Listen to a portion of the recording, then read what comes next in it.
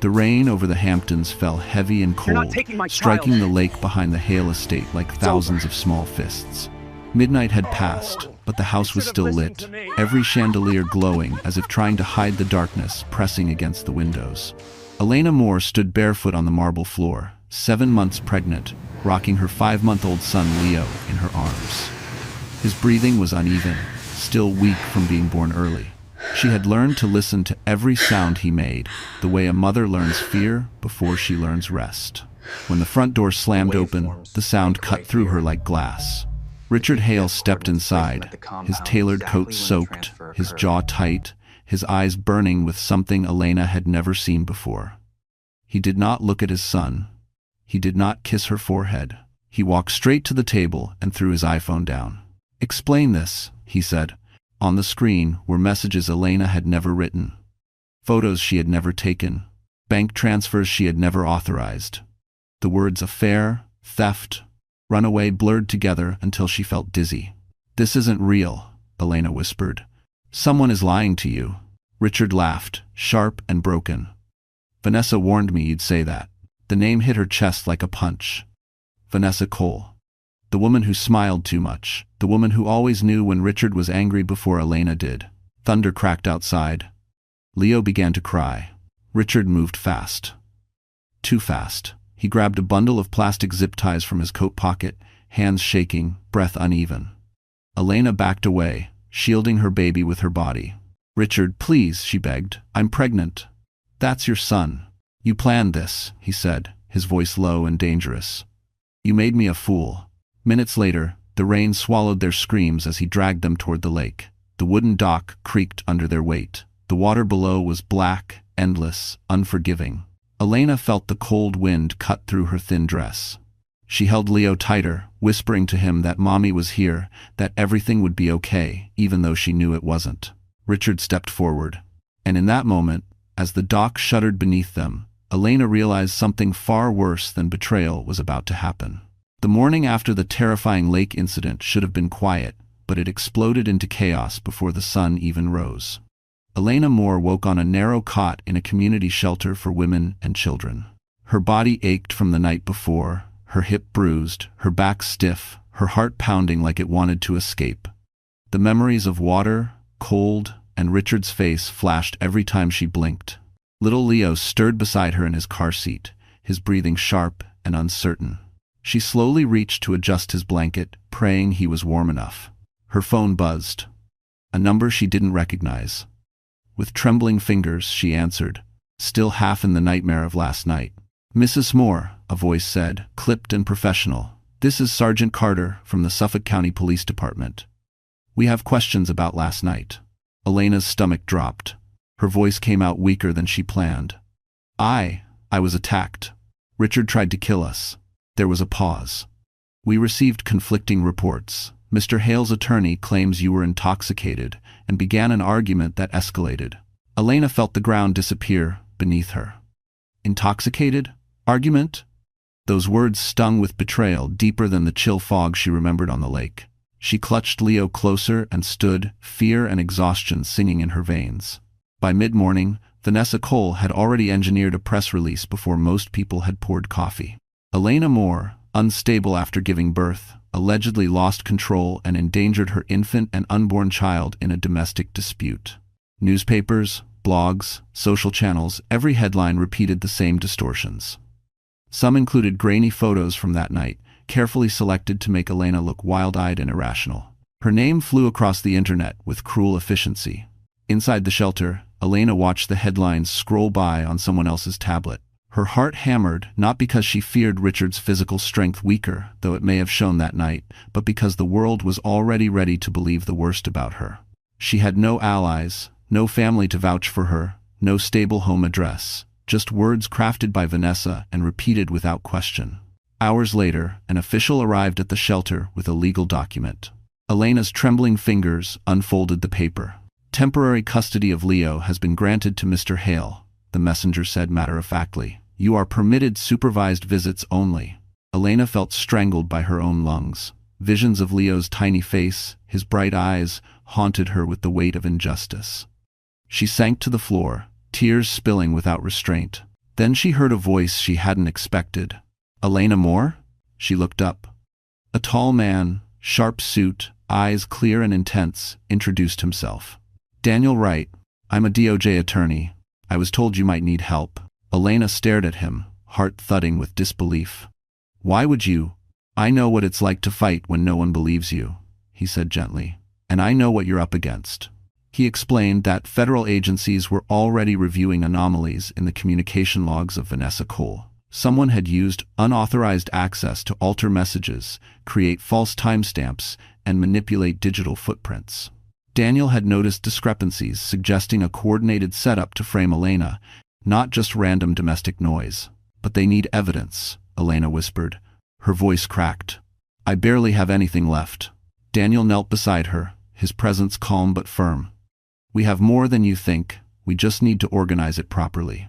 In the hours that followed, Daniel walked her through a plan: preserve medical records from the hospital, subpoena phone metadata, reconstruct the timeline, and secure witness testimony from the few neighbors who heard the struggle. Vanessa's carefully laid digital traps had flaws, tiny mismatches, overlooked patterns that Daniel and his team could exploit. Elena felt a flicker of hope. For the first time since the night at the lake, her fear began to shift into something sharper resolve. She looked at Leo's peaceful, sleeping face and whispered, "I will fight for you." Daniel didn't flinch. Instead, he offered a steady nod, as if he expected her courage, not her fear. That night, Elena didn't sleep. Instead, she planned, strategized, and prepared to reclaim her name, her son, and her future. The world might have branded her a danger, but she knew the truth, and with Daniel's help, she was about to show it. The fight was just beginning. Her story was far from over. Elena Moore learned quickly that surviving the lake was only the beginning of her punishment. By the third day, the narrative had hardened. Richard Hale was the grieving, confused husband. Vanessa Cole was the loyal executive protecting the company. Elena was the unstable woman no one wanted to defend. Daniel Wright picked her up early that morning in a gray sedan and drove toward Manhattan. Elena watched the city rise through the window, steel and glass reflecting a world that felt sealed shut against her. She wore borrowed clothes and carried everything she owned in one canvas bag. Her wrists still showed faint red marks where the zip ties had cut her skin. At the federal building, Daniel spoke carefully, choosing each word like a chess move. He explained how power worked in cases like hers. Money shaped silence, reputation bent facts, and when a wealthy man claimed fear, the system listened. Inside a small interview room, Elena answered questions for hours. Did she drink that night? Had she argued before? Was she experiencing emotional instability after childbirth? Each question felt less like truth-seeking and more like preparation for erasing her credibility. She stayed calm only because Leo's tiny face hovered in her mind like a shield. During a break, Daniel slid his phone across the table.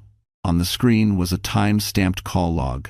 Vanessa called Richard 3 times, between 11:40 and midnight, he said. Right before everything happened. Elena swallowed. She was controlling him. Yes, Daniel replied, but control leaves patterns. By afternoon, another blow landed. Child Protective Services filed an emergency recommendation citing risk factors. The report referenced online articles, anonymous witness statements, and a psychological note Vanessa had arranged through a private consultant. Elena was officially labeled high risk. She broke down in the hallway bathroom, pressing her forehead to the cold mirror. For the first time, she wondered if fighting was pointless. She had no money, no home, no public voice. Richard had entire departments designed to crush problems like her. That was when Daniel received a call that changed everything. A maintenance worker from the Hale estate had contacted a federal tip line. He claimed someone paid him to shut down a secondary data backup the night of the incident. The payment came from a shell company tied to Vanessa Cole. Daniel's eyes sharpened. That's obstruction, he said quietly. Hope flared, brief but real. Yet the danger grew with it. That evening, Elena received a message from an unknown number. A single sentence. Stop now, or you lose your son forever. Her hands shook as she deleted it. Daniel immediately documented the threat, but warned her the pressure would increase. People with power rarely surrendered quietly. That night, Elena lay awake on a thin mattress, listening to other women cry softly in the shelter. She rested her hands over her stomach, feeling her unborn child move, alive and stubborn. In that moment, something inside her hardened. She was done begging to be believed. The next morning, she made a decision that would terrify Richard, expose Vanessa, and permanently change her future. She agreed to testify publicly. Outside, the city kept moving, indifferent to her fear. Cars honked, offices filled, deals closed. But Elena understood something essential. Truth did not need permission to exist. It only needed patience, proof, and the courage to stand when every voice demanded silence. And she was learning how to stand. Even as the world tried to break her, she prepared to break it open instead. Now, Elena Moore entered the federal building before sunrise, shoulders squared, fear packed neatly behind her ribs. Daniel Wright met her at security with 2 coffees and a thin folder. "Today changes the balance," he said quietly. She nodded, not trusting her voice yet. Inside a windowless room, analysts projected timelines onto the wall. Phone pings, vehicle movements, server logs. The night at the lake unfolded again, but this time without shouting or rain, only data. Daniel pointed to a gap. 17 minutes, he said. That's where they interfered. Elena leaned closer, her breath caught. "Can you prove it?" "We can prove intent," Daniel replied. "And intent breaks stories." The maintenance worker's statement came first. Paid cash, burner phone, instructions to disable a secondary backup at the boathouse router. The payment traced to a shell company with a clean front and dirty core. Vanessa Cole's signature appeared not as ink, but as authorization code reuse. Sloppy, arrogant. Then came medical records. A nurse documented wrist abrasions consistent with restraints. Hypothermia markers. A fetal monitor strip showing distress after submersion. None of it matched the public narrative of a hysterical argument. Daniel slid the chart forward. "These don't lie." Elena closed her eyes. For a second she smelled lake water again. She forced herself back. "What about witnesses?" "A neighbor heard the dock fail," Daniel said. "And someone else saw a woman near the boathouse. Perfume, distinctive." Elena's jaw tightened. "Vanessa." "Likely," Daniel said. "But we let facts speak." By noon, pressure arrived. Richard Hale's counsel filed an emergency motion to suppress the data, arguing privacy violations and chain of custody errors. The building hummed with urgency. Phones rang. Doors closed. Elena watched Daniel work, calm and relentless, dismantling arguments with dates and statutes. At 3, CPS called. The recommendation stood, supervised visits only. Elena felt the familiar punch of helplessness. Daniel held her gaze. "Temporary," he said. "They're reacting to noise. We're bringing signal." The signal arrived as an email marked priority. A cloud provider confirmed retention of a mirrored backup overlooked during the shutdown. 17 minutes restored, timestamps aligned. A location pin pulsed near the boathouse at 11:52. Vanessa's phone. Active. Present. Elena's hands shook. "That puts her there." "Yes," Daniel said, "and it contradicts her sworn statement." They moved fast. A preservation order, a quiet warrant, no press, no spectacle. By dusk, the pieces formed a story that no amount of money could unwrite. That night, Elena sat alone in the shelter common room, Leo asleep against her chest. She typed a statement, then erased it, typed again. Outside, sirens passed like distant tides. She thought of the prenup, the headlines, the threats. She thought of the unborn child shifting inside her. Her phone buzzed. A voicemail from Richard, rambling, pleading, furious. He blamed Vanessa. He blamed stress. He blamed fear. Elena deleted it without listening to the end. Daniel texted once, "Tomorrow, we file." Elena kissed Leo's hair. The truth was no longer a rumor. It was documented, preserved, and ready. And for the first time since the rain swallowed her scream, Elena slept, knowing the ground beneath her was finally solid. Morning would bring cameras, lawyers, and consequences. Elena accepted that cost. She would speak plainly, without drama, and let records carry the weight. If the world wanted spectacle, she would offer patience instead. Justice, she learned, moved slowly, but it moved. And when it arrived with receipts, not excuses. For her children, truth would become shelter, armor, and a future no one could steal again. Elena Moore entered the federal building before sunrise, shoulders squared, fear packed neatly behind her ribs. Daniel Wright met her at security with 2 coffees and a thin folder. "Today changes the balance," he said quietly. She nodded, not trusting her voice yet. Inside a windowless room, analysts projected timelines onto the wall. Phone pings, vehicle movements, server logs. The night at the lake unfolded again, but this time without shouting or rain, only data. Daniel pointed to a gap. 17 minutes, he said. That's where they interfered. Elena leaned closer, her breath caught. "Can you prove it?" "We can prove intent," Daniel replied, "and intent breaks stories." The maintenance worker's statement came first. Paid cash, burner phone, instructions to disable a secondary backup at the boathouse router. The payment traced to a shell company with a clean front and dirty core. Vanessa Cole's signature appeared not as ink, but as authorization code reuse. Sloppy, arrogant. Then came medical records. A nurse documented wrist abrasions consistent with restraints. Hypothermia markers. A fetal monitor strip showing distress after submersion. None of it matched the public narrative of a hysterical argument. Daniel slid the chart forward. "These don't lie." Elena closed her eyes. For a second she smelled lake water again. She forced herself back. "What about witnesses?" "A neighbor heard the dock fail," Daniel said, "and someone else saw a woman near the boathouse. Perfume. Distinctive." Elena's jaw tightened. "Vanessa." "Likely," Daniel said, "but we let facts speak." By noon, pressure arrived. Richard Hale's counsel filed an emergency motion to suppress the data, arguing privacy violations and chain of custody errors. The building hummed with urgency. Phones rang, doors closed. Elena watched Daniel work, calm and relentless, dismantling arguments with dates and statutes. At 3, CPS called. The recommendation stood: supervised visits only. Elena felt the familiar punch of helplessness. Daniel held her gaze. "Temporary," he said.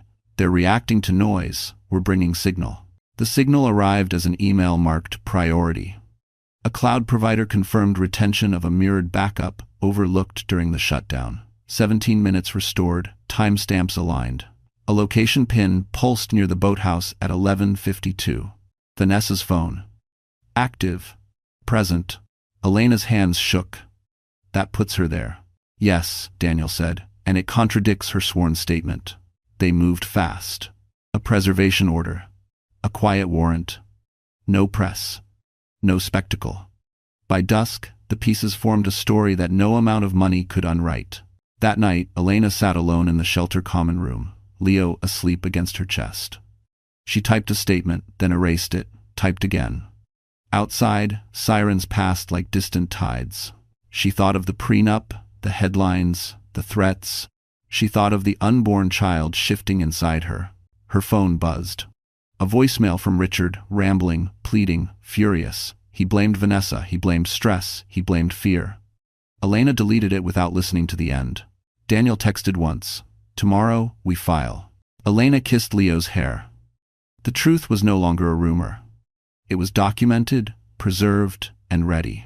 And for the first time since the rain swallowed her scream, Elena slept, knowing the ground beneath her was finally solid. Morning would bring cameras, lawyers, and consequences. Elena accepted that cost. She would speak plainly, without drama, and let records carry the weight. If the world wanted spectacle, she would offer patience instead. Justice, she learned, moved slowly, but it moved. And when it arrived with receipts, not excuses. For her children, truth would become shelter, armor, and a future no one could steal again. She did not smile, yet something inside her lifted. Survival had become strategy, and strategy was becoming justice. Tomorrow would demand more courage, more proof, more pain. Tonight, she allowed herself to breathe, holding her children, knowing the tide had turned. Even if storms returned, she would stand again. By the time the courthouse doors opened, a line of cameras already waited, raincoats bright against gray stone. Elena Moore felt every step as weight, but she did not slow. Daniel Wright walked beside her, calm, measured, a hand hovering near her elbow without touching. Inside, the air smelled of paper and coffee, the sound of whispers rising like insects. The hearing was procedural. short on drama by design. Daniel filed the restored data, the medical records, the maintenance worker affidavit, and the metadata summary. He spoke plainly. No accusations, no adjectives. Facts only.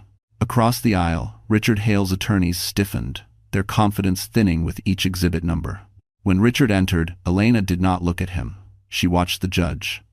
Richard looked smaller than she remembered, suit impeccable, eyes frayed. Vanessa Cole was not present. That absence spoke loudly. The judge asked questions. Dates, devices, locations. Daniel answered, precise and patient. Then the court reviewed the 17 minutes. A screen flickered. Timestamps aligned. A phone ping pulsed near the boathouse. Silence fell, heavy and unmistakable. Outside, news alerts lit up phones before the gavel rested. Reporters rushed statements into feeds. The story shifted, not gently, but abruptly. New evidence, they wrote. Contradictions, they said. Elena felt the current change. Child Protective Services requested an immediate review. The emergency recommendation was stayed pending investigation. Elena exhaled for the first time in days. Not victory, but space. Space mattered. By afternoon, a warrant was issued for digital seizure related to Vanessa Cole. Her name trended, speculation blooming. Daniel warned Elena to stay quiet. Let the process work, he said. She agreed, even as her pulse raced. That evening, a knock came at the shelter. 2 officers delivered a notice. Richard Hale was ordered to have no contact with Elena outside counsel. She read the paper twice, steadying herself. Boundaries. At last. Her phone buzzed again. A new number. She ignored it. Then another message arrived, this one from an old email address she barely remembered. It contained a single attachment. A voice memo. Daniel listened first. The audio crackled, a woman speaking fast, irritated. Vanessa. She complained about Richard's weakness, about making it look like an accident, about deleting backups before the idiot notices. The date matched the night of the lake. Daniel closed his eyes briefly. This changes everything, he said. Elena sat with Leo sleeping on her chest, the memo echoing in her ears. She felt anger, sharp and clean, but beneath it ran resolve. This was not about revenge. It was about stopping a lie before it harmed another child, another woman. Night settled. Elena wrote nothing online. She fed Leo, rocked him, and whispered promises she intended to keep. Tomorrow would be louder. Tonight, she held truth in her hands, fragile but real, and knew it would hold her back.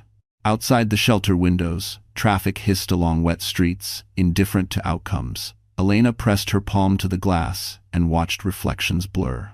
She thought of women who never made it back from water, from silence, from men protected by money. She promised herself she would not become a cautionary footnote. Daniel texted once more, a simple line, steady as a rail. Tomorrow we go public. Elena closed her eyes and nodded to no one. Fear remained, but it no longer commanded her. Purpose did. And purpose, she understood, could carry a body through storms, through courtrooms, through headlines, and into mornings where children woke safe. She breathed slowly, counting seconds, choosing hope again despite scars, noise, doubt. The morning after the evidence surfaced, Elena Moore woke to a world that suddenly pretended to care. News vans lined the street, reporters murmured, and strangers debated her life as if it were entertainment. She dressed quietly, fed Leo, and prepared herself to face noise with discipline, patience, and control. Not anger, not tears, but steady focus carried her forward. Daniel Wright arrived with updates and caution. He warned that public sympathy could flip without warning. The wealthy did not fall quickly, they dragged others down first. Elena nodded, understanding survival now required restraint. Today, Vanessa Cole would speak, cameras would listen, lies would sound smooth, practiced, and convincing. Elena reminded herself truth was quieter, heavier, and impossible to erase. At noon, Vanessa stepped before microphones, elegant and composed. She expressed concern, sorrow, and confusion.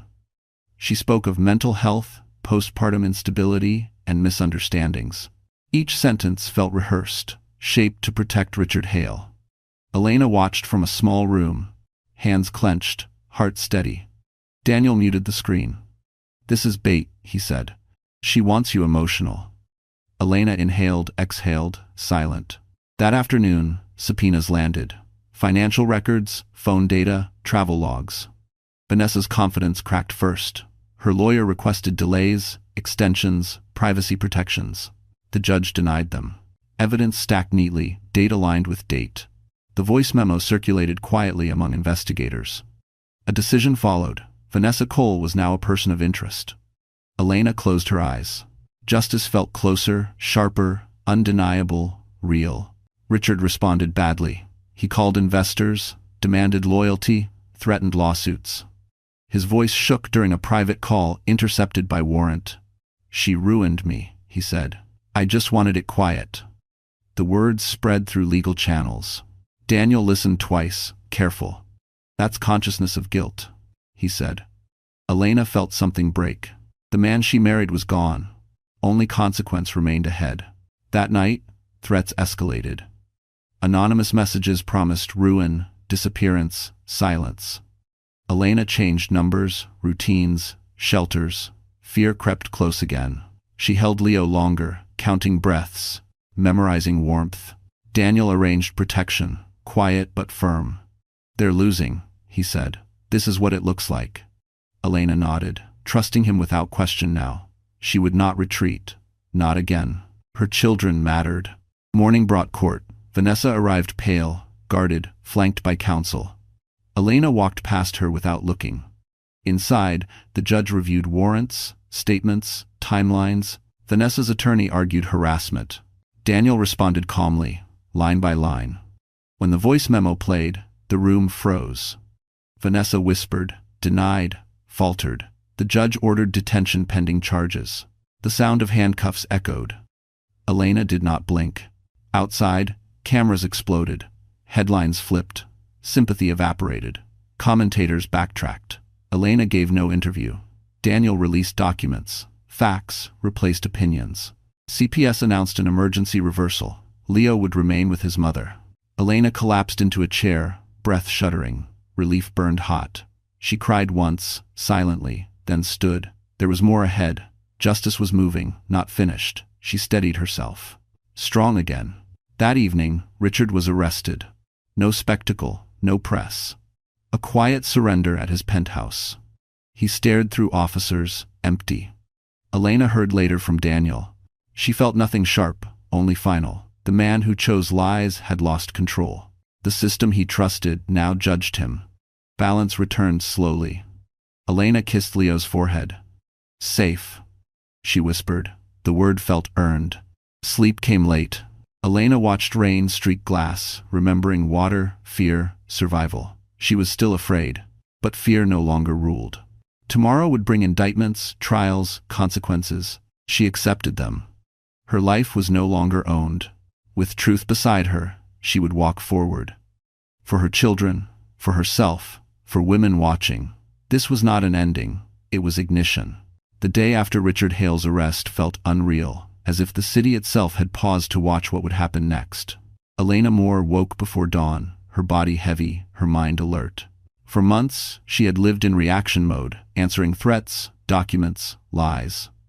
Now there was a strange quiet, and quiet frightened her more than noise. Daniel Wright met her at a small office near the courthouse. He laid out the timeline ahead. Indictments, pretrial hearings, financial audits, custody finalization. Each word carried weight, but none sounded impossible anymore. Elena listened carefully, hands folded over her stomach, feeling her unborn child shift as if reminding her why endurance mattered. News outlets requested interviews.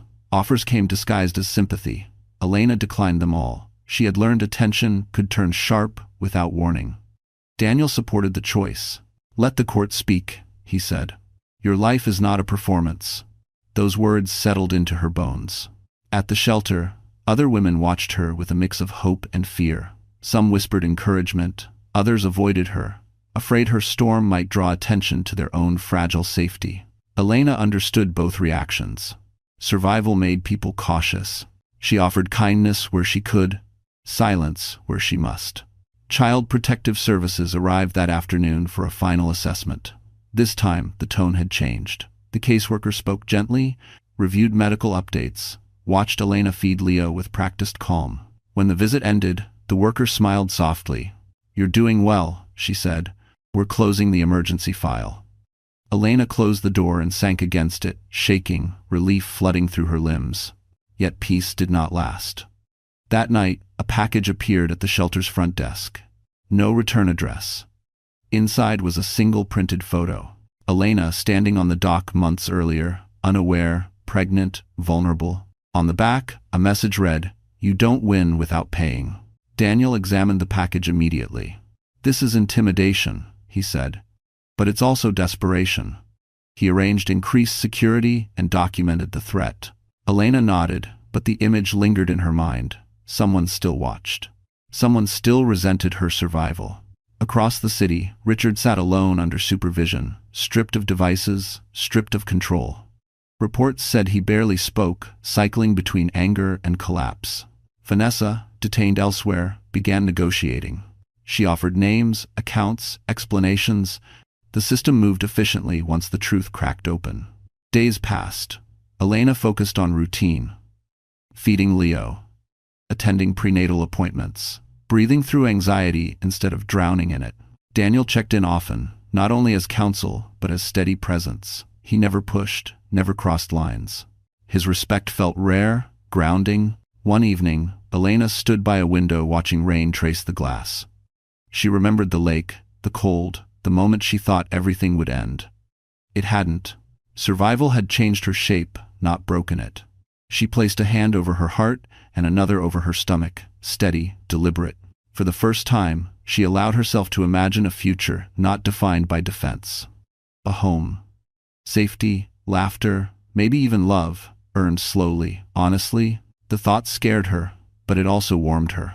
Outside, sirens faded into distance.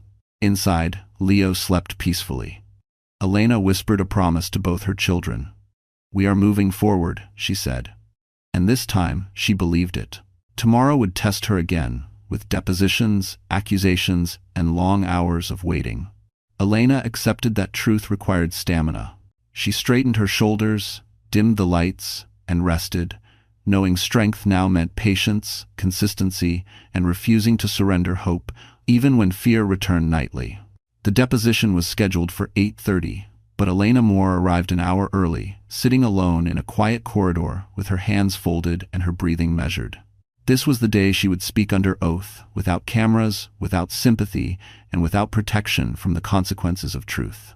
Daniel Wright reviewed documents beside her, calm and focused, reminding her that honesty mattered more than performance. Inside the room, attorneys arranged files, adjusted recorders, and prepared to test her memory, her consistency, and her strength. Elena answered questions carefully, recounting the night at the lake, the cold water, the broken dock, and the fear that never truly left. They pressed her about alcohol, about arguments, about motives she never had, hoping exhaustion would loosen her words. She did not break. When the questioning ended, one attorney leaned forward and suggested she had exaggerated danger to gain leverage in a failing marriage. Elena met his gaze and said quietly, "I survived because someone heard me, not because I planned anything." The room went still. Across town, Vanessa Cole faced her own deposition and chose a different path. She minimized, deflected, blamed stress, blamed misunderstandings, and blamed Elena with polished confidence. But records contradicted her. Emails resurfaced, accounts failed to align, and patience in the room wore thin. By afternoon, prosecutors informed Daniel they were expanding charges to include conspiracy and witness intimidation. The message was clear. Cooperation might reduce damage, but silence would not save anyone now. That evening, Elena walked outside alone, needing air, watching the sky darken above the city. She felt tired in a way sleep could not fix, yet lighter than she had felt in months. Daniel joined her, offering no advice, only presence, which somehow meant more. He told her the truth often carried a delayed cost, but it also collected interest. Later that night, a court order arrived granting Elena temporary full custody pending trial. She read it twice, hands shaking, then pressed the paper to her chest and cried. This time, the tears were not fear, but release. For every lie told about her, a fact now stood in its place. For every threat, a record. Elena returned to the shelter, packed her bag, and prepared to move somewhere safer with her children. The road ahead remained uncertain, but it was finally hers to walk. She understood that justice was not a moment, but a process that demanded endurance, clarity, and restraint. Tomorrow would bring more hearings, more scrutiny, and more attempts to rewrite what had already been proven. Elena accepted that weight without resentment, knowing survival had taught her how to carry it. She buckled Leo into his seat, whispered a promise, and stepped forward into the next chapter. Behind her, powerful people recalculated risks, alliances shifted quietly, and the machinery of accountability turned. Elena did not look back. She focused on breath, on steps, on the steady certainty that truth, once spoken, could not be returned to silence. The city moved around her, loud and indifferent, but she moved with intention, carrying hard-won clarity. This was how stories truly changed, not with spectacle, but with persistence, evidence, and time. Elena knew the trial would test her again, yet she felt ready, grounded, and unafraid to continue. For the first time since the lake, her future felt open, earned, and real. She held that thought close, like armor, and walked on without hesitation. The truth had a cost, but it also gave her back everything worth keeping. That knowledge carried her forward into morning. The courtroom felt colder than Elena Moore expected, even before proceedings began. She sat straight, hands folded, eyes forward, aware of every movement around her. This was not the final trial, but it mattered just as much. Today, the judge would decide which evidence lived and which died. Daniel Wright leaned close and whispered reminders. Speak only when asked, breathe before answering, let silence work. Elena nodded. She had learned silence could be strength when truth stood firm. Across the room, Richard Hale entered in cuffs, flanked by officers. He looked thinner, older, his confidence stripped away. For a moment, his eyes met Elena's. He opened his mouth, then closed it, realizing there was nothing left to say. Elena looked away. She did not need closure from him anymore.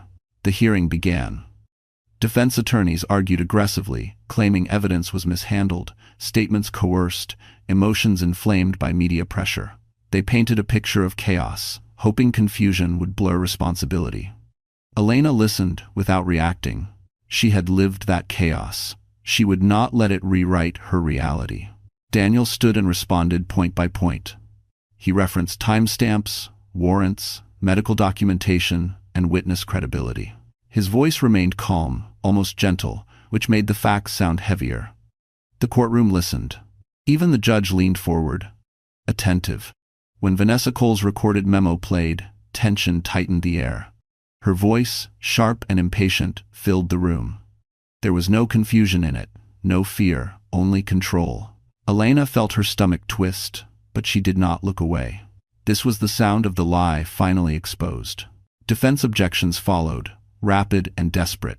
The judge overruled them one by one. The pattern was clear: manipulation, planning, intent. The narrative that once crushed Elena now collapsed under its own weight. Then Elena was called. She stood slowly, placing a hand on the rail for balance. Under oath, she answered questions about the dock, the water, the restraints, and the aftermath. Her voice stayed steady, even when memories pressed hard against her chest. She described not anger, but fear. Not revenge, but survival. When the defense tried to provoke emotion, she refused it. She spoke simply, plainly, and without accusation. The judge watched her closely. So did the room. After hours of arguments, the judge recessed briefly, then returned with a ruling. The majority of evidence would stand. The intimidation claims were valid. Custody would remain with Elena pending final judgment. The gavel struck. Relief washed over her in waves. Not victory, not celebration, but confirmation. She had not imagined her pain. The system now acknowledged it. Outside, reporters gathered, hungry for reaction. Elena declined statements, letting Daniel issue a brief release. Facts only, process ongoing, no commentary. It frustrated the press, but protected her children. That night, Elena returned to her temporary apartment, a modest space with clean light and quiet walls. She fed Leo, felt her unborn child kick, and sat on the floor, breathing through exhaustion. Daniel checked in once more. "You did well," he said. Elena smiled faintly. Praise felt unfamiliar. Alone, she reflected on how far she had come from the lake, from fear, from silence. Tomorrow would bring more challenges, but tonight she allowed herself rest. The lie had lost its footing, the truth stood. And Elena, no longer just surviving, was finally becoming free. The weeks after the evidentiary hearing moved slowly, heavy with waiting and tension. Elena Moore learned that progress did not always feel like relief. Some mornings she woke hopeful, others she woke afraid to check her phone. Every unknown number carried the memory of threats and the echo of water. Daniel Wright kept her grounded, reminding her that silence could also be protection. They prepared for the criminal trial methodically, reviewing evidence late into nights. Elena balanced legal meetings with prenatal visits and midnight feedings for Leo. Exhaustion became routine, but despair no longer ruled her decisions. One afternoon, a court-appointed therapist evaluated Elena for custody documentation. The questions were personal, invasive, and carefully framed to test stability. Elena answered honestly, describing fear, resilience, and her daily caregiving routines. She did not minimize pain, nor exaggerate suffering for sympathy. The therapist noted calm affect, consistent responses, and strong maternal attachment. That report quietly dismantled months of manufactured doubt. Meanwhile, Richard Hale's defense team grew increasingly aggressive. They attempted to introduce character witnesses portraying Elena as unstable. Daniel countered each attempt with documentation and prior sworn statements. The judge sustained most objections, signaling diminishing patience. Outside the courtroom, public sentiment continued to shift. Editorials questioned how wealth had delayed accountability for so long. Elena avoided reading comments, protecting her fragile emotional balance. At night, she wrote letters to her children she might never send. In them, she promised honesty, safety, and unconditional love. These private rituals kept her anchored when uncertainty surged. As trial dates approached, prosecutors expanded charges against Vanessa Cole. Financial crimes, obstruction, and conspiracy were added. Vanessa's cooperation negotiations stalled as evidence multiplied. She had underestimated the trail she left behind. For Elena, vindication no longer felt abstract. It appeared in paperwork, rulings, and official language. Still, fear lingered, quieter but persistent. Daniel reminded her that courage did not erase fear, it managed it. On a rainy evening, Elena felt labor pains for the first time. The timing frightened her, yet also felt symbolic. Daniel met her at the hospital, silent, steady, unwavering. Hours later, Elena welcomed a daughter into the world. Holding her newborn, Elena felt something close to peace. Life had not broken her. It had sharpened her. The fight was not over, but meaning had returned. Elena closed her eyes, breathing deeply, ready for whatever came next. Motherhood, once weaponized against her, now strengthened her resolve. She would finish this journey standing, not hiding. For her children, she would endure everything still ahead. The courtroom awaited, but so did a future worth claiming. Elena believed that now, without doubt, strength, she realized, was built one honest step at a time. And she kept walking. The days ahead would test patience, truth, and endurance in equal measure. Elena accepted that challenge without bitterness or regret. She had already survived the worst. Everything else was just distance to be crossed. In quiet moments, she imagined telling her children this story someday. Not as tragedy, but as proof of resilience. She hoped they would hear strength instead of fear. That hope mattered more than any verdict. Outside the hospital window, rain fell softly, harmless now. Elena watched it without flinching. She had learned storms could be survived, some even cleared the air. With her daughter sleeping beside her, Elena rested at last. Tomorrow would demand strength again, but tonight granted grace. She accepted it, quietly grateful. The journey continued, but she was no longer afraid. Truth had given her back, her voice, her children, and herself. That was enough to face anything waiting beyond the courtroom doors. The courtroom filled slowly that morning, heavy with anticipation and quiet tension. Elena Moore sat with her hands folded, her newborn daughter asleep in a carrier at her feet, Leo beside her, drawing on paper Daniel had brought. She looked calm, but inside, every nerve waited for impact. Today, prosecutors would call a witness that could either seal the case or fracture it completely. Daniel leaned close and whispered, "Whatever happens, stay steady." Elena nodded, trusting him without question now. When the bailiff announced the next witness, a murmur rippled through the room. A man in a maintenance uniform stepped forward, older, weathered, eyes fixed on the floor. He introduced himself as Thomas Reed, former grounds supervisor at the Hale estate. Elena recognized him immediately. He was the one who used to wave at her from the dock in the mornings. Under oath, Thomas described receiving instructions the night of the incident. He was told to disable a secondary data backup near the boathouse. He was paid in cash and warned not to ask questions. The instructions came through a burner phone, but the voice, he said, belonged to Vanessa Cole. Gasps spread across the gallery. Richard Hale stiffened. His attorneys exchanged glances. Thomas continued, explaining that after the incident, he was pressured again, this time to alter maintenance logs to make the dock appear structurally unsound for months. He refused. Days later, his job was terminated without cause. The defense objected repeatedly, but documents supported every claim. Payment records, call logs, termination emails. The pattern was undeniable. Then came the unexpected turn. Thomas revealed that weeks before the lake incident, Richard Hale himself had asked about the dock's weight capacity late at night, alone, without explanation. The room froze. Even Daniel looked momentarily surprised. Richard's face drained of color. The judge leaned forward. Under questioning, Thomas clarified. Richard seemed anxious, distracted, and asked whether a sudden collapse could look accidental. Thomas had laughed then, thinking it was a strange joke. Now, he understood the truth. Elena felt her breath catch. This was premeditation. This was intent. The defense attempted damage control, arguing speculation. The judge allowed the testimony to stand. The weight of it settled heavily over the courtroom. During recess, reporters rushed to file updates. Daniel stayed with Elena, his voice calm but charged. "This changes the scale," he said. "They can't outrun this." When court resumed, prosecutors rested. The defense requested time. The judge denied it. Momentum had shifted. Elena held her daughter close, feeling the slow, steady rhythm of her breathing. She realized then that the fear she carried had changed shape. It was no longer paralyzing. It was purposeful. As the session ended, the judge scheduled closing arguments sooner than expected. Richard was denied bail adjustment. Vanessa remained detained. Walking out, Elena felt sunlight on her face and did not flinch. The truth was no longer fragile. It was solid, witnessed, and spoken aloud. This trial was no longer about doubt. It was about consequences. And for the first time, Elena allowed herself to believe justice would not hesitate anymore. Outside, supporters waited quietly, not cheering, just watching with careful hope.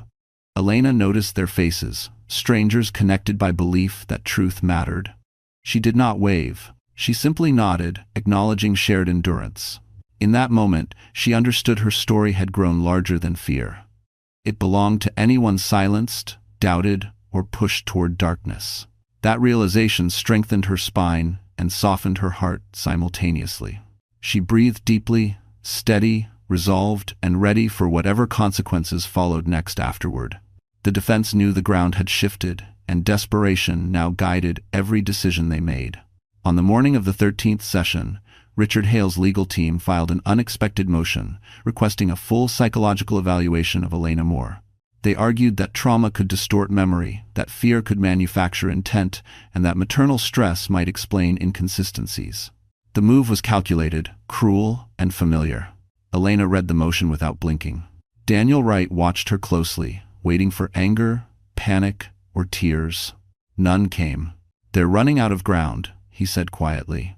Inside the courtroom, the defense framed their argument carefully, avoiding accusations while planting doubt.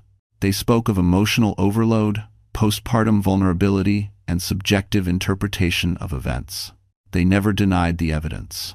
They tried to discredit the witness instead. Daniel objected immediately.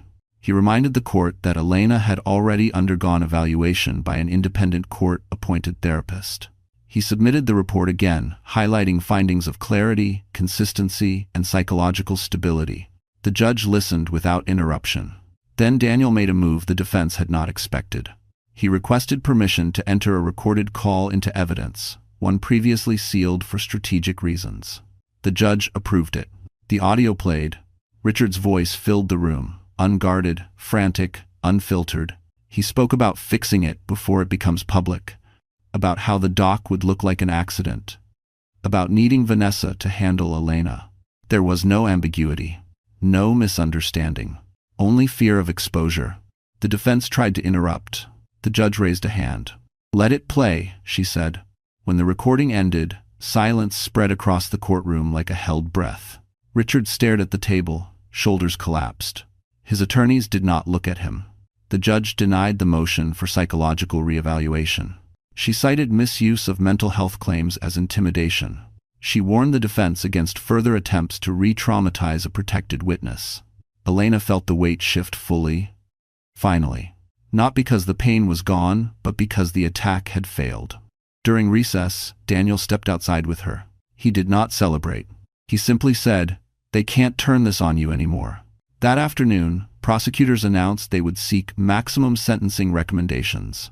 The defense requested plea discussions. Vanessa Cole's counsel reopened cooperation talks. Elena sat quietly, holding her daughter, watching the system adjust around truth it could no longer escape. She realized then that power did not disappear when challenged. It fractured, and in those fractures, accountability entered. As court adjourned, Richard was escorted out under guard.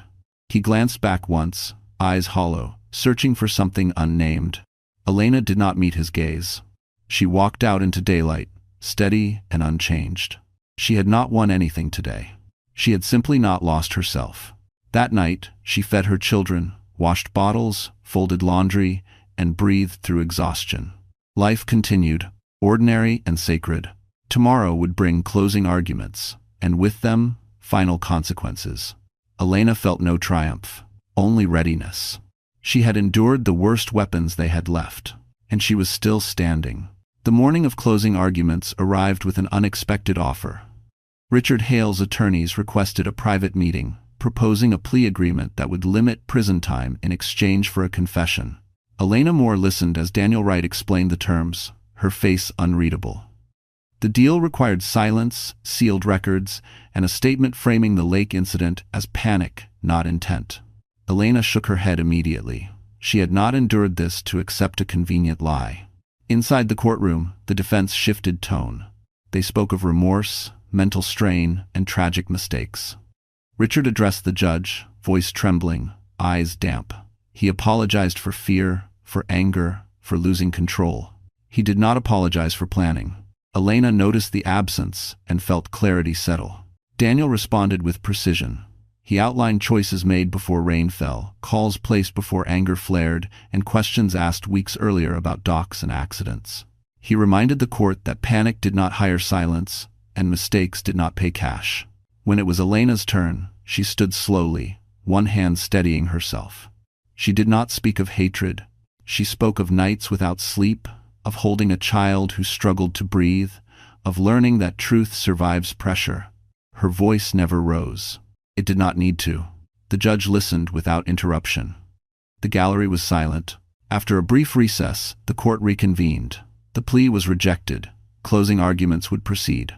Prosecutors summarized a simple timeline: preparation, manipulation, execution, cover-up. They played the call, displayed the logs, and read the witness statement again.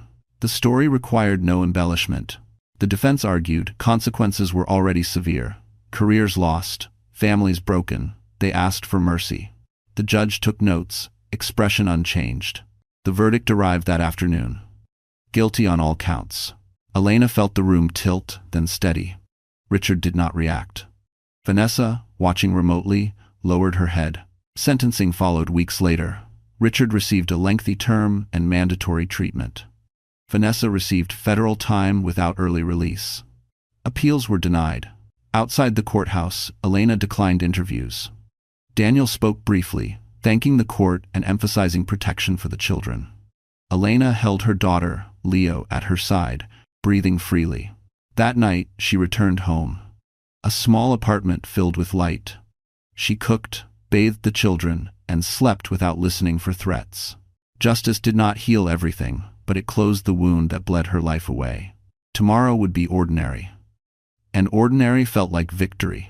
Elena sat quietly on the edge of the bed, listening to the city hum beyond the window, realizing that endings rarely arrived with fireworks. They came with calm, with acceptance, and with space to breathe again. She thought about the woman she had been before fear narrowed her world, and the mother she was becoming through fire and truth.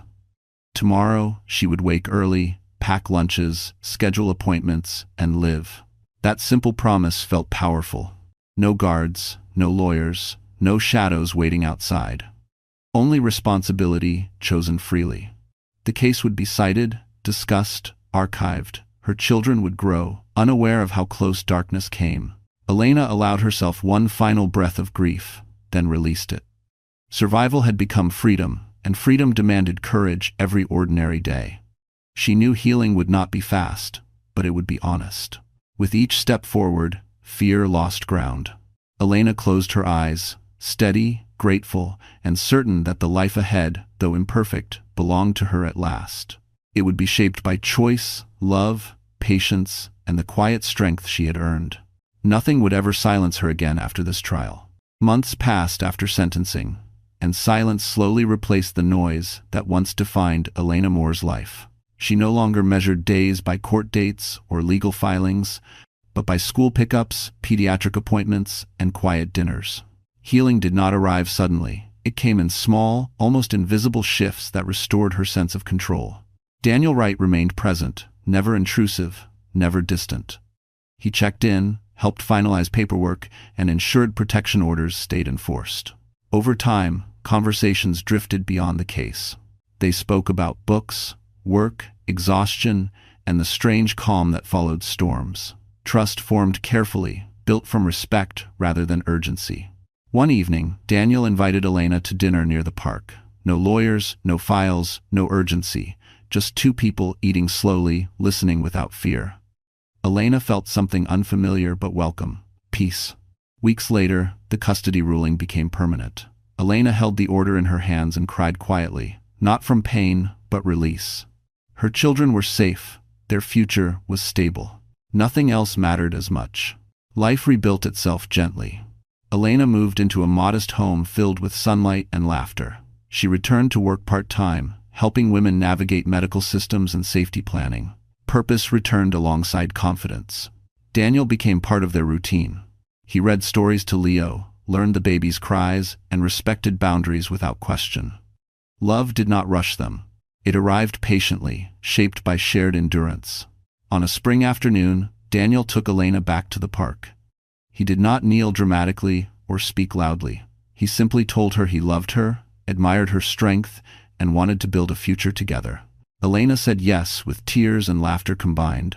Their wedding was small, honest, and private. No press, no spectacle. Only friends, children, and quiet vows. Elena wore a simple dress. Daniel held her hand firmly, grounding and warm. The past no longer followed her like a shadow. It existed, but it no longer controlled her days. Justice had been served, consequences delivered. Elena stood one evening watching her children sleep, feeling gratitude settle deeply. Survival had led her here, but love would carry her forward. She knew pain had shaped her, but it had not defined her. The life she built now was hers by choice, by courage, and by truth. For the first time, Elena did not look back. She only looked ahead, steady and whole. Elena often thought about the woman she had been before fear narrowed her world. She remembered believing endurance meant silence, that love required sacrifice without limits. Experience taught her otherwise. True strength allowed joy, boundaries, and safety to exist together. She planned holidays, imagined graduations, and pictured quiet mornings filled with ordinary laughter. These visions were not dreams anymore, but plans grounded in reality. Daniel understood this. He never asked her to forget the past, only to step beyond it. Together, they built rituals, shared meals, and routines that honored healing. Friends returned, community formed. The scars remained, but they no longer dictated her direction. Elena accepted that justice did not restore what was lost, but it protected what mattered most. Each day she chose presence over fear, hope over bitterness, and honesty over silence. That choice, repeated steadily, became the reward no one could take from her. It arrived quietly through trust rebuilt, mornings without dread, and the certainty that her children would grow surrounded by stability, kindness, and love she once believed impossible. These simple victories became her legacy, stronger than wealth, louder than lies, and lasting beyond any verdict forever onward. Elena Moore learned that happiness after trauma did not arrive loudly. It settled in quietly, like sunlight through clean windows. Mornings were no longer measured by fear, but by routine. Breakfast plates, school bags, and soft music filled her home. Safety had become normal, and that alone felt extraordinary. Daniel Wright adjusted easily into family life, never claiming space that was not offered. He repaired shelves, cooked simple meals, and listened more than he spoke. Elena watched him with cautious gratitude, knowing love earned slowly lasted longer. Trust rebuilt itself through ordinary days, not promises. Yet consequences still rippled outward. News reports revisited the case as a warning about unchecked power. Richard Hale's name faded into cautionary headlines. Vanessa Cole became a symbol of ambition without restraint. Elena did not follow their stories closely. She chose distance over obsession, healing over rage. One afternoon, Elena received a letter from a woman she did not know. The writer described surviving abuse after seeing Elena's testimony. She wrote that truth saved her life. Elena read the letter twice, hands shaking, tears falling freely. For the first time, she understood her pain had purpose beyond survival. Motivated by that realization, Elena partnered with a local nonprofit supporting women and children leaving violent homes. She spoke privately, never publicly, sharing resources rather than trauma. Each conversation strengthened her belief that silence had been the real enemy. Action became her language. Daniel watched her transformation with pride. He never tried to direct it. When he proposed marriage formally, months after their quiet commitment, he did so without spectacle. Elena accepted without fear, confident in her choice. Their wedding was intimate and sincere. Friends gathered under trees, children laughed, and vows were spoken plainly. Elena felt no shadow from the past. She felt present, grounded, and free. As seasons changed, Elena realized justice had not simply punished wrongdoing. It had restored her agency. She no longer reacted to life. She chose it. That realization carried her through difficult moments when memories resurfaced unexpectedly. One evening, she returned alone to the lake near the old estate, now quiet and abandoned. She stood at the water's edge, breathing deeply. Fear surfaced briefly, then faded. The place held no power anymore. She had reclaimed herself. Elena walked away without looking back, knowing the past no longer dictated her steps. She returned home, where laughter waited, where love grew patiently, and where the future unfolded without threat. Survival had been her beginning. Choice became her ending. She often reflected on how close she had come to disappearing. The memory no longer crushed her, but it sharpened her compassion. Elena taught her children courage through consistency, not speeches. She showed them safety by creating it daily. Daniel understood that healing was active work, requiring patience, boundaries, and humility. Together they chose calm over chaos, honesty over appearance, and presence over fear. The world continued to spin with cruelty and beauty intertwined, but Elena stood anchored. She accepted joy without suspicion, grief without shame, and love without conditions. This balance became her strength. Her story did not end with punishment or praise. It continued with responsibility, kindness, and vigilance. Elena knew darkness existed, yet she trusted her ability to face it. That confidence was earned, irreversible, and deeply hers. Every morning she woke with purpose, protecting peace fiercely, teaching love gently, and remembering survival was only the first chapter, not the destination. Of a life reclaimed through courage, truth, and unwavering self-respect earned daily by choice and commitment that never again faltered forward. Elena Moore believed the hardest days were behind her, but healing rarely followed a straight line. One quiet afternoon, as autumn light filled the house, a letter arrived without warning. The return address carried a state seal. Her hands stilled. Some echoes, she had learned, returned only to test resolve. The letter informed her of a final civil appeal filed by Richard Hale. It challenged asset division and sought limited contact, framed as paternal concern. Elena closed her eyes, breathing slowly. Fear flickered, brief but sharp, then passed. She called Daniel Wright immediately.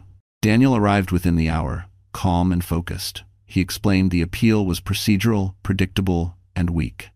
Still, it required response. The system allowed one last attempt. Elena listened, nodding. She would not be surprised again. Preparation had replaced panic. Court resumed quietly, without cameras. Elena sat composed, no longer a symbol, just a woman protecting her children. Richard appeared thinner, restrained, eyes distant. He spoke through counsel, claiming remorse and transformation. Elena felt nothing. Words without accountability no longer moved her. Daniel countered with documentation. Completed sentences. Violated boundaries. Ongoing restrictions. The judge listened patiently. This time, the questions were direct, almost weary. The court had seen enough. During a recess, Elena stepped outside into cool air. Leaves scattered across stone steps. She remembered nights when fear pressed her chest, when survival felt impossible. Standing there now, she recognized strength not as defiance, but endurance refined. The ruling came swiftly. The appeal was denied in full. No asset changes, no contact, no revisions. The judge cited finality, stability, and the children's best interests. Elena felt a quiet release, deeper than relief. Closure had weight. Outside, Daniel smiled gently. "That's the end," he said. Elena nodded, emotion rising slowly. She thanked him, not for victory, but for constancy. He had stood when chaos tried to rewrite truth. Life resumed its ordinary rhythm. School mornings, shared dinners, evening walks. The lake became a distant memory, no longer sharp. Elena spoke openly with her children, age-appropriate, honest but gentle. Safety was explained, not feared. One evening, Daniel asked Elena to walk with him after dinner. They sat beneath fading light, hands intertwined. He told her he admired her courage, not in court, but at home, in choices repeated daily. Elena smiled, warmth spreading. Love felt simple now, not earned through pain. They planned a future carefully, intentionally. Not grand gestures, but shared purpose. Elena knew happiness was not absence of memory, but presence of peace. She had claimed that, when winter arrived, Elena stood at her window watching snow fall, holding a mug with both hands. The world felt quiet, honest. She whispered gratitude, not to fate, but to herself. She had survived, spoken, protected, and chosen again. The past had tried one last time. It failed. Elena stepped forward, certain, carrying a life built on truth, safety, and love that would not break. She understood now that justice was not loud triumph, but sustained protection. Each choice she made honored boundaries once denied. The home she built was not impressive, but it was safe. Friends returned, laughter settled, and fear loosened its grip. Elena taught her children kindness without silence, courage without cruelty, and love without conditions. These lessons mattered more than verdicts. As night deepened, she turned off lights, checked doors, and rested peacefully. Tomorrow promised nothing dramatic, only continuity. And for Elena, continuity was victory. It meant waking unafraid, planning freely, trusting stability, and believing the future belonged to her and her children forever forward. Elena Moore no longer measured her life by court dates or appeals, but by seasons and small moments that felt safely ordinary. Spring arrived gently, filling the neighborhood with green leaves and open windows. She walked her children to school, held hands, listened to stories, and felt gratitude settle where fear once lived. Daniel Wright watched her transformation with quiet respect. He understood that healing was not something he could rush or repair. It belonged to Elena alone. He supported her by remaining steady, present, and patient, proving love did not need urgency to be real. Together, they built routines rooted in trust. Weekends meant library visits, shared breakfasts, and long walks without looking over their shoulders. Elena learned that peace was not fragile when protected intentionally. She no longer startled at sudden noises or unknown numbers. Her nervous system slowly released its grip. One afternoon, Elena received confirmation that all remaining civil actions had been dismissed. The file was officially closed. She read the notice calmly, folded it carefully, and placed it in a drawer. Closure did not require celebration. It required acknowledgement and release. That evening, she spoke with her children about strength and honesty in simple words they could understand. She did not hide the truth, but she softened its edges. They listened, trusting her voice, believing safety was permanent. Elena realized then how deeply responsibility shaped love. Daniel proposed a small celebration dinner at home. Candles, homemade food, quiet laughter. No speeches, no reminders of the past, just presence. Elena felt contentment spread through her chest, unfamiliar yet welcome. As months passed, Elena volunteered with advocacy groups, offering guidance without exposure. She helped others navigate systems that once tried to silence her. Each conversation reaffirmed her belief that survival gained meaning through service. One morning, Elena stood at the edge of a park, watching her children play. She felt something close to joy without hesitation. The past existed, but it no longer demanded attention. Memory had softened into wisdom. Daniel joined her, resting a hand at her back. He asked nothing, he needed nothing. The silence between them felt earned. Elena leaned into that stillness, trusting it completely. She understood now that justice was not revenge, it was restoration. It gave her back choice, dignity, and peace. As the sun dipped lower, Elena gathered her children and headed home. The world felt open, safe, and honest. She carried no armor, only awareness. That night, Elena slept deeply, without dreams of water or fear. Morning would come as it always did, ordinary and full of promise. She welcomed it without hesitation, knowing she had built a life nothing could take from her again. Peace did not erase memory, but it changed its weight and meaning for Elena. She accepted scars as evidence of survival rather than shame. In quiet moments, she reminded herself that boundaries once ignored were now protected fiercely. Love felt safer when chosen freely. The future no longer required vigilance, only intention. Elena understood that healing was ongoing, shaped by honesty and patience. She embraced ordinary challenges without fear, trusting her resilience. Each day affirmed her worth. She lived without apology, carrying wisdom earned through pain. The story that once threatened to destroy her became proof of endurance. Elena smiled often now, not because life was perfect, but because it was finally hers, guided by truth, dignity, and steady hope. She moved forward calmly, protecting her family, honoring lessons learned, and trusting that stability, once earned, could grow stronger with time through patience and consistent care.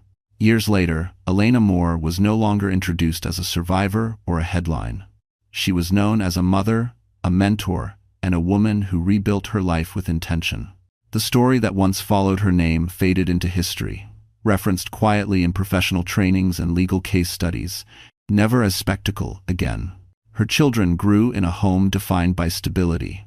Leo learned confidence early, unafraid to speak his mind. His sister grew curious and fearless, asking questions without hesitation. Elena answered honestly, teaching them that truth was not dangerous when spoken with care. Daniel Wright remained a steady presence, not as a rescuer, but as a partner. Their marriage was grounded in shared values rather than shared trauma. Love was calm, reliable, and patient. Elena trusted it fully, something she once believed impossible. Occasionally, Elena received messages from women across the country. Some thanked her, others asked how to begin again. She never gave speeches or interviews. She responded privately, reminding them that courage started quietly, with one decision repeated daily. The nonprofit she supported expanded its reach. Policies changed, training improved, systems learned to listen sooner. Elena never claimed credit. Impact mattered more than recognition. On a warm afternoon, Elena visited a local school to speak about personal boundaries. She spoke plainly, without sharing details. The students listened, absorbing lessons that might protect them one day. Elena left feeling purposeful, grounded, and grateful. That evening, she returned home to laughter and routine. Dinner cooked slowly, homework scattered the table, Daniel washed dishes as music played softly. Ordinary moments felt sacred. Elena sometimes reflected on how close she came to disappearing. The memory no longer frightened her. It reminded her that resilience was earned, not given. She honored that truth through presence, patience, and kindness. When her children slept, Elena stood at the window, watching lights flicker across the city. She felt no anger, no regret. Justice had done its work. Life had continued. The past no longer demanded attention. It existed only as context, not control. Elena understood that healing was not forgetting, but integrating experience without letting it define identity. As years passed, the case became a footnote. Elena became the author of her own days.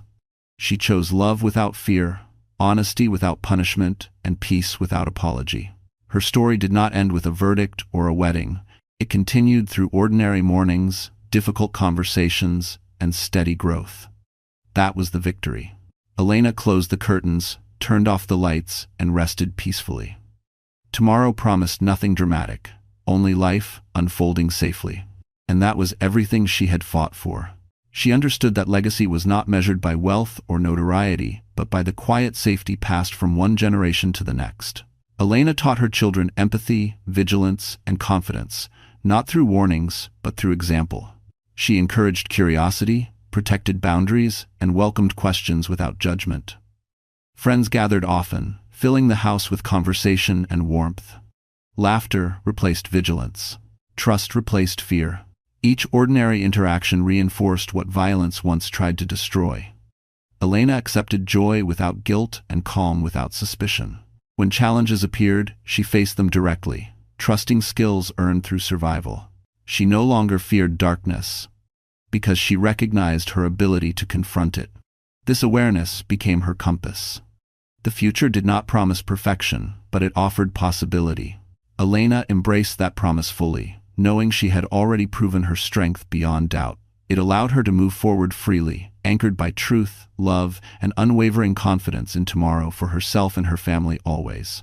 Elena Moore woke before dawn on a quiet morning that felt no different from any other, and that was exactly what made it special.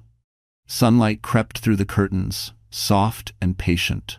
She lay still for a moment, listening to steady breathing in the rooms around her, grounding herself in the simple fact that everyone she loved was safe. She rose carefully, moved through the kitchen, and prepared breakfast. The house filled with familiar sounds: footsteps, sleepy voices, laughter. There was no rush, no fear pushing her forward. Life unfolded at a human pace now, and Elena protected that rhythm fiercely. Daniel joined her, offering a quiet smile and a cup of coffee. They spoke about ordinary plans, school schedules, weekend errands, nothing dramatic, nothing heavy. Their connection no longer relied on shared pain, but on shared presence. Love had grown into something stable, unremarkable in the best way. As the children left for school, Elena watched from the doorway, feeling pride settle deep within her chest. She had built this life deliberately. Every boundary, every choice, every step forward had been earned. The past existed, but it no longer shaped her decisions. Later that day, Elena volunteered at the community center, helping a young mother complete safety planning paperwork. She listened more than she spoke. She understood now that empowerment was not instruction, but support. When the woman thanked her, Elena smiled gently, knowing this quiet impact mattered more than any recognition. In the afternoon, Elena walked through the park where she and Daniel had once talked about rebuilding. The trees stood tall, unchanged, witnesses to time passing. She felt no fear standing there, only perspective. Places lost their power when memories were faced honestly. That evening, the family gathered for dinner. Conversation flowed easily, homework spilled across the table. Daniel teased gently. The children laughed loudly. Elena observed it all with calm gratitude, aware that joy did not need to be dramatic to be real. After the dishes were cleared, Elena stepped outside alone for a moment.